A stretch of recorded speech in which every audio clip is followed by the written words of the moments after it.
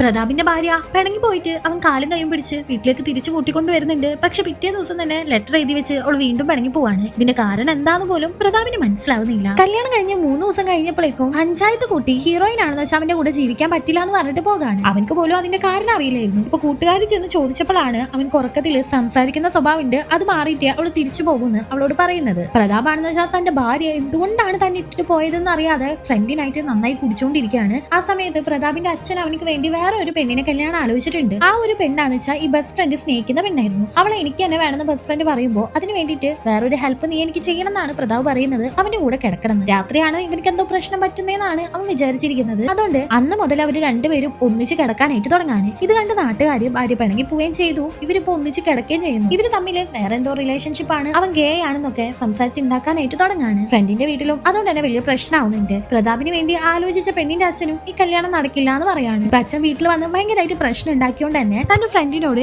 ഇത്ര ദിവസം നീ എന്റെ കൂടെ കിടന്നിട്ട് എനിക്ക് എന്തെങ്കിലും പ്രശ്നമുള്ള പോലെ ഉണ്ടായിരുന്നു എന്ന് ചോദിക്കുമ്പോൾ ഫ്രണ്ടും നിനക്കൊരു പ്രശ്നവും ഇല്ല എന്നാണ് പറയുന്നത്. അതുകൊണ്ട് തന്നെ അവന്റെ പ്രശ്നങ്ങളെല്ലാം മാറി എന്ന് വിചാരിച്ച അവന് വേഗം തന്നെ തന്റെ ഭാര്യയുടെ വീട്ടിലേക്ക് പോയിട്ട് അവളെ കാലും കൈയും പിടിച്ച് കൂട്ടിക്കൊണ്ട് വരുന്നുണ്ട്. അവൾക്കും അവനെ പിരിഞ്ഞിരിക്കാൻ വയ്യായിരുന്നു. പക്ഷെ ഈ ഒരു പ്രശ്നം ഉള്ളതുകൊണ്ടാണ് അവൾ കൂടെ പോകാത്തത്. അങ്ങനെ അവര് നല്ല സന്തോഷത്തോടു കൂടി പോകുമെന്ന് വിചാരിച്ചാല് പിറ്റേ ദിവസവും രാത്രി കഴിഞ്ഞപ്പോ അവളാന്ന് വെച്ചാൽ ലെറ്റർ എഴുതി വെച്ച് അവളുടെ വീട്ടിലേക്ക് തന്നെ പോവാണ്. ഇതിൽ ദേഷ്യം വന്ന പ്രതാപും അവളുടെ അടുത്ത് ചെന്നിട്ട് നീ എന്താണ് ഈ കാട്ടിക്കൂട്ടുന്നതെന്നും എന്താണ് പ്രശ്നം എന്ന് വെച്ചാൽ പറയേ, അല്ലാതെ ഇങ്ങനെ ചെയ്തിട്ടുണ്ടെങ്കിൽ ഞാൻ എങ്ങനെ മനസ്സിലാക്കാനാ എന്നെല്ലാം ദേഷ്യത്തോടു കൂടി ചോദിക്കാണ്. ആക്ച്വലി ഇവളുടെ അച്ഛനോടും അമ്മയോടും പോലും ഇവള് കാര്യം എന്താണെന്ന് പറഞ്ഞിട്ടുണ്ടായിരുന്നില്ല. അതുകൊണ്ട് തന്നെ ഈ ഒരു അച്ഛനും അമ്മയും തന്റെ മകളെ കുറ്റപ്പെടുത്തിക്കൊണ്ട് പ്രതാപിനെ സപ്പോർട്ട് ചെയ്താണ് സംസാരിക്കുന്നത്. ഇതിൽ ദേഷ്യം വന്ന അവള് വേഗം പോയി കഥ കടച്ചിട്ട് തന്റെ ഭർത്താവിനോട് എല്ലാ സത്യങ്ങളും തുറന്നു പറയാണ്. അവള് പെട്ടെന്ന് തന്നെ അവളുടെ ഡ്രസ്സ് അവന്റെ മുന്നിൽ വെച്ച് ഊരുന്നുണ്ട്. അവളുടെ മേത്തെല്ലാം തല്ലി ചതച്ച പാടുകളായിരുന്നു. ആക്ച്വലി പ്രതാപിന് രാത്രി ഉറക്കത്തിൽ സംസാരിക്കുന്നതും എണീറ്റ് നടക്കുന്നത് മാത്രമല്ലായിരുന്നു സ്വഭാവം. ഇവന്റെ അടുത്ത് ആരുണ്ടെങ്കിലും ഇത് നന്നായിട്ട് അടിക്കുമായിരുന്നു. കയ്യിൽ എന്ത് കിട്ടിയാലും അത് എടുത്ത് അടിക്കുമായിരുന്നു. പാവ ഈ ഒരു പെണ്ണ് 3 ദിവസം അവനെ സഹിച്ചു. പിന്നെ അവൾക്ക് സഹിക്കാൻ പറ്റാതായപ്പോഴാണ് അവൾ പിണങ്ങി പോകുന്നത്. തന്റെ ഭർത്താവ് ഇത് അറിഞ്ഞിട്ടുണ്ടെങ്കിൽ വിഷമിക്കുമല്ലോ എന്ന് വിചാരിച്ചിട്ടാണ് അവൾ തന്റെ ഭർത്താവിനോടും ഇത് പറയാതിരുന്നത്. ഇത് കേട്ട പ്രതാപും ആകെ സങ്കടപ്പെട്ട് തന്റെ ഭാര്യയെ ഇത്രയും നാൾ അവൻ ഉപദ്രവിച്ചത് ആലോചിച്ച് മനസ്സ് തകർന്നു പോയിട്ടാണ് വീട്ടിലേക്ക് എത്തുന്നത്. പിന്നീട് എന്ത് സംഭവിച്ചു, പ്രതാപിന്റെ ഈ ഒരു പ്രശ്നം മാറിയെന്നൊക്കെ അറിയാനായിട്ട് ഈ ഒരു മൂവിയുടെ ഫുൾ പാർട്ട് കാണാൻ താഴെയുള്ള പ്ലേ ബട്ടൺ ഒന്ന് ക്ലിക്ക് ചെയ്താൽ മതി.